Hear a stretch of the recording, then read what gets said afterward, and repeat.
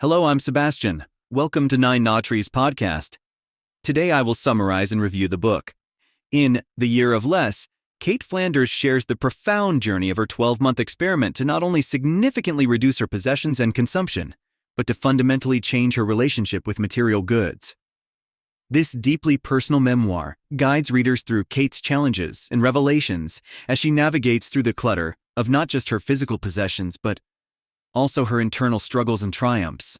By recounting her process of decluttering, the book offers an intimate glimpse into the transformative power of living with less. Flanders doesn't just focus on the act of getting rid of things.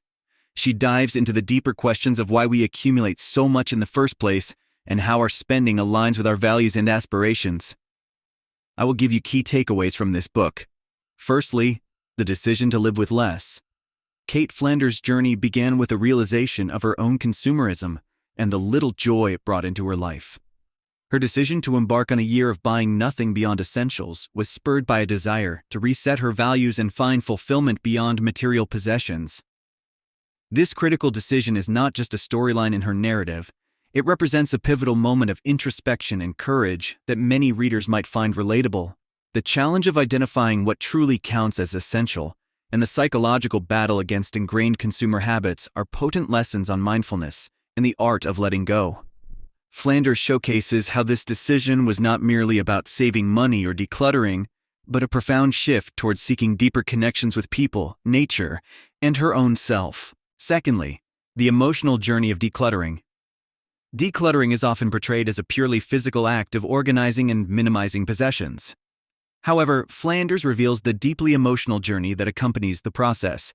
She delves into the memories, guilt, and attachments tied to her belongings, and how letting go of them meant confronting unresolved issues.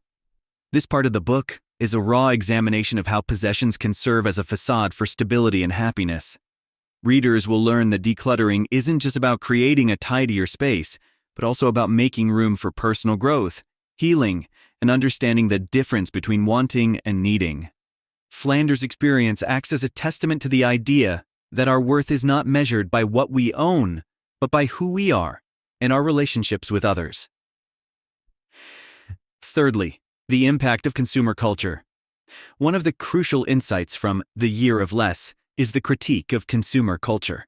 Flanders doesn't shy away from discussing how societal pressures and marketing strategies are designed to make us crave more, often leading to a cycle of buying, accumulating, and discarding.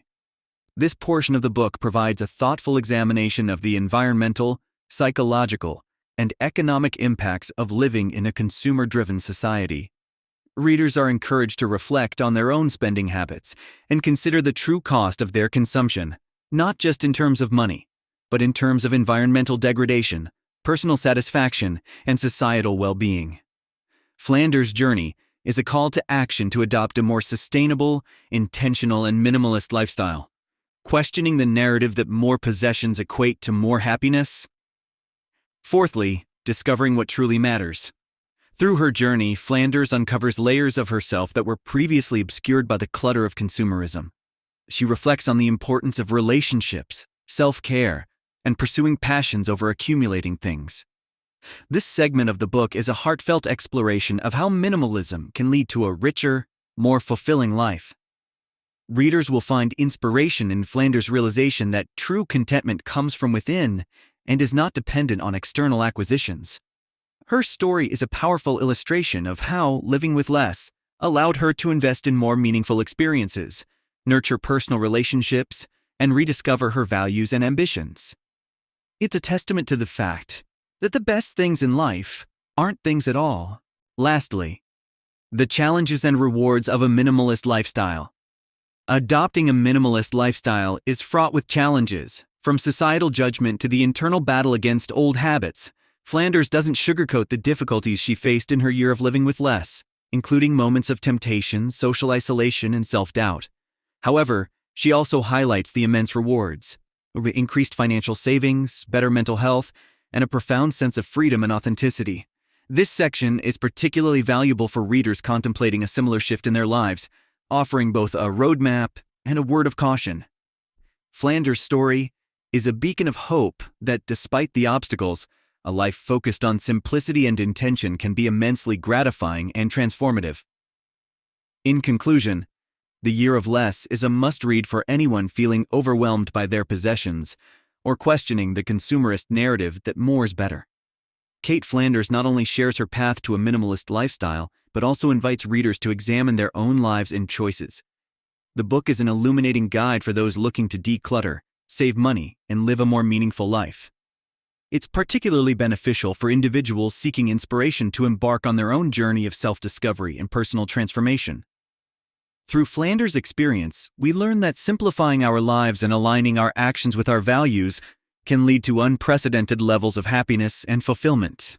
The Year of Less teaches us that by letting go of the unnecessary, we make room for what truly matters. If you would like to support Cait Flanders, you can buy the book through the Amazon link I've provided in the podcast description. After reading the book, please let me know what you think and share your thoughts. See you around.